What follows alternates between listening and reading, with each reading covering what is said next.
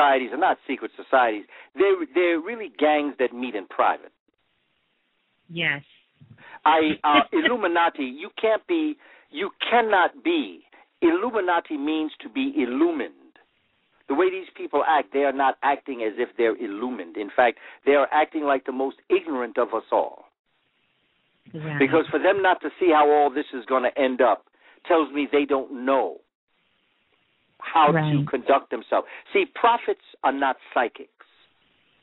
Right. Prophets are good historians. Mm-hmm. When you know what happened in the past, you can interpret the present. When you can interpret the present, you can foretell the future. And so when a historian tells you what's going to happen and it happens, you may look at that person and say, wow, how'd you know that? But that person only knew history. And this right here, this is going to fall like the Greek society fell. This society is going to fall like the Roman Empire fell. This is going to fall because it is not based in a natural foundation. And the way in which it impacts us is if we believe it. The only power that an oppressor has is the mind of the oppressed. Mm-hmm. If we really believe they have all this power, they are demonstrating every day they don't have power. Look at what's going on all around us. Everything is falling apart that they have had a hand in. They have destroyed everything. The water is dirty. The earth is dirty. The air is dirty. Human life is worthless. I mean, I'm not saying across the board now. I'm saying the way they interpret things. Mm-hmm. You know, the relationships between men and women are not a nation-building mindsets. Everything is quick and unimportant. It's materialistic in nature. They're not illumined. They're quite ignorant. And all we have to do is get ourselves together so that when all is said and done, we can pick up the pieces and go ahead with what we have to do. So true. These secret societies that I'm listening to, I mean, I understand the concept of secret society. I understand the concept, but these really are gangs that meet in private. They're not really secret societies. They don't invite people to their meetings, and really what you're dealing with is the wealthy. That's really the biggest secret society. The biggest secret society is the society of billionaires. There it is. That's the biggest secret society. And everything that they do in the interest of the material world. Yes. But the material world was born, and it has a death. And when it dies, they will die with it. And all those that buy into it, we hear what's happening with the Chinese going into Africa. We hear what's happening with the Chinese. But, years ago, the Chinese used to ride around China on bikes. They were the most physically fit people on the planet. But now with cars coming into China, now with McDonald's going into China, now with all these other things in China, China is beginning to become contaminated with this so-called technology. Mm-hmm. And unless they get themselves together and return back to the natural way they once lived, they're going the same way everybody else is. Western society is only passing the baton of defeat from one power to another. Right. That's my interpretation. So don't worry, brother. Yeah. Just keep on keeping on. Keep on studying. When you were exposed to this information 5 years ago or so and you're growing with this information, just keep on keeping on. Keep learning. Keep building your library. Keep respecting yourself, know yourself, and get the book by Na'im Akbar. I encourage that. That's one of the greatest books I've read. Know thyself. That's it. Know thyself. One of the greatest questions that our ancestors left for us, and it does require much work. To whom much is given, much is definitely required. I do want to say this to the brother when he begins to speak about sort of crossing that line between spirituality and occult. It really depends on how you look at it. I don't want to get into the wordplay, but I will tell you this. I have a phrase that I say, know your magic. And what your magic is how you begin to know who you are. And so all of these things become tools to you. Occult means that which is hidden.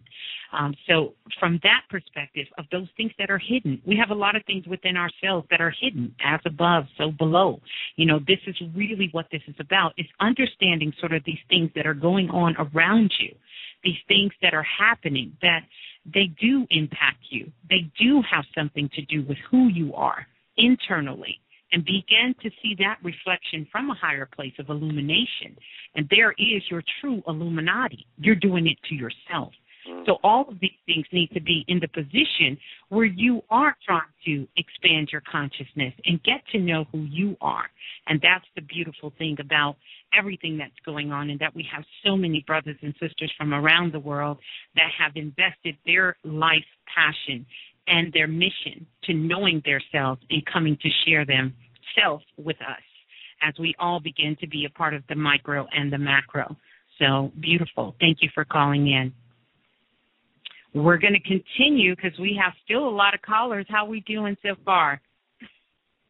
Me, my sister? Yes. Oh, I'm energized, my sister. I'm really appreciating this and this fellowship with the world community, to tell you the truth. So I'm enjoying this. I'm fine. All right, beautiful. Let's keep going.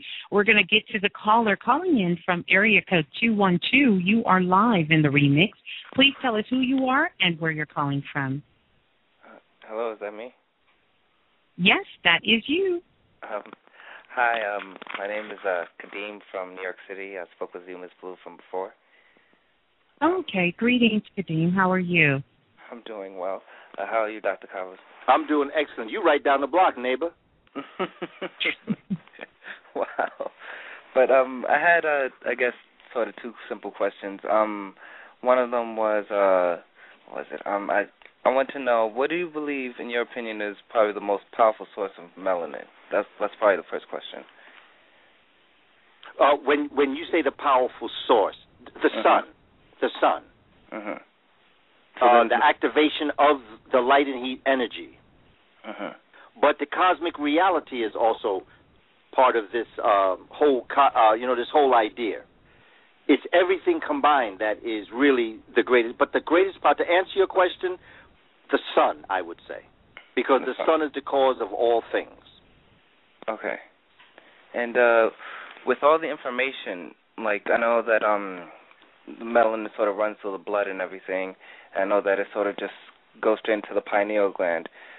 Would you say you should sort of direct the melanin like lightning, like redirect it? Because you said that it wasn't like sort of it was sort of in chaos in which you couldn't really control it. So would you sort of redirect it, or would it be something different? Well, maybe I should use the different words. I didn't mean chaos, and I didn't mean in control, out of control. It's very much in control. In fact, the reason why it may move to other phases is because it is keeping control in a situation that is trying to capture it. So maybe it's the words that I'm using that may have led to this concept. But the idea is that melanin is so powerful and it is so unique that you just can't tie it down in any one place and say this is what it is. I know Dr. Carol Barnes and Dr. Richard King talk about the many different forms. Melanin, although they'll show you what one molecule looks like, there are other melanin molecules because it will change its atomic structure. So that, and it changes its atomic structure in order to be able to adapt to the environment that it's in. Okay.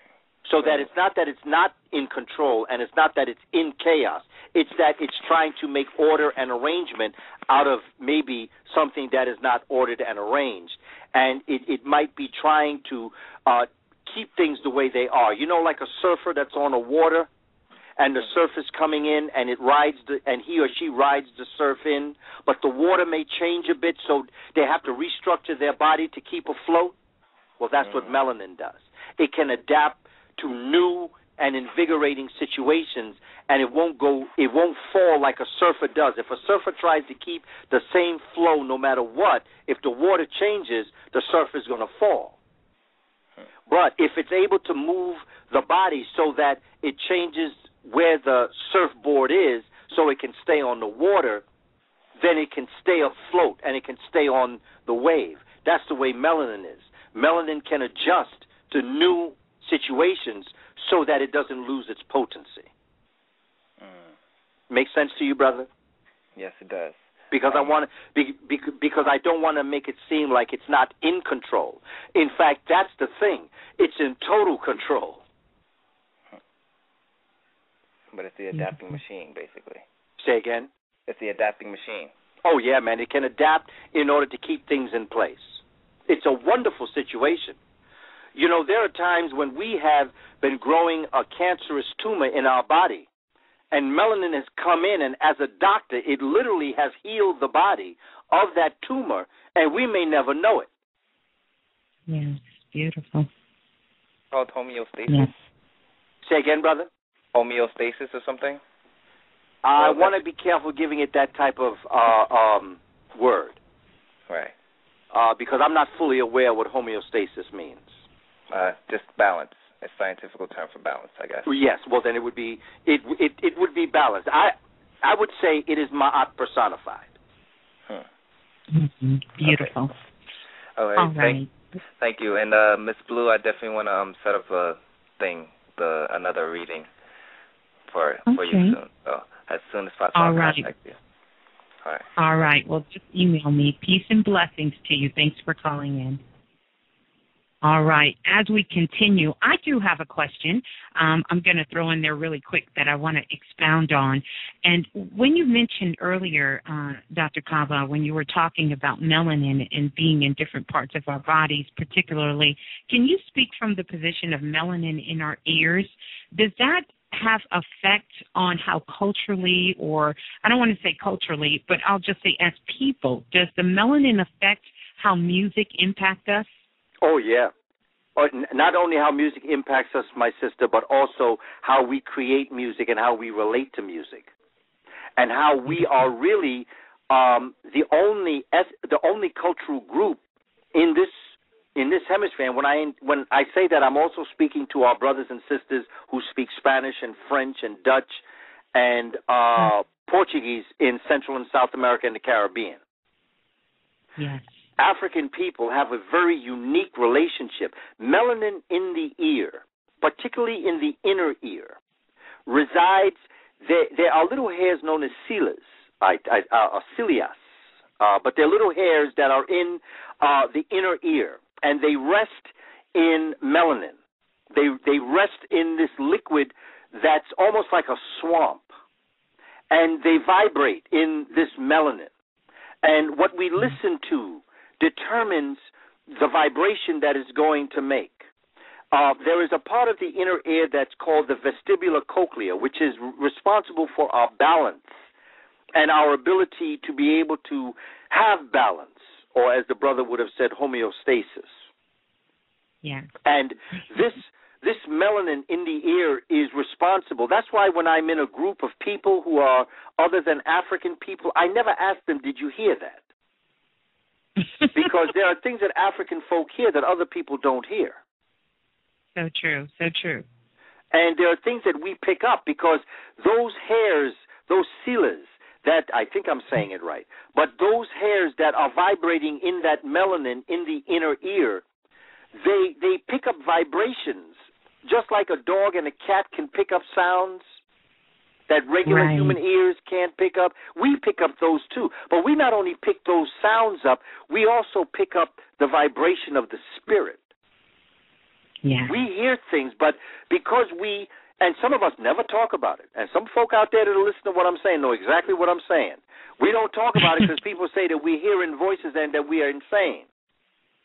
So to avoid being called insane, we don't talk about the things that we hear. But our ancestors are constantly talking to us. When we say I should have followed my first voice, or when I should have followed my feelings, well, those feelings you're talking about are the ancestors that are talking to you. And it's not so much that you're hearing voices, it's that you're hearing essences of existence that are running through your body, and they're vibrating in the waters that we call melanin. And remember in the Bible where it says that the face of God was on the water? Oh, yeah, yeah. And that God begins to... Now, that's all a wonderful metaphor there. That the face of God, that the voice, that God called in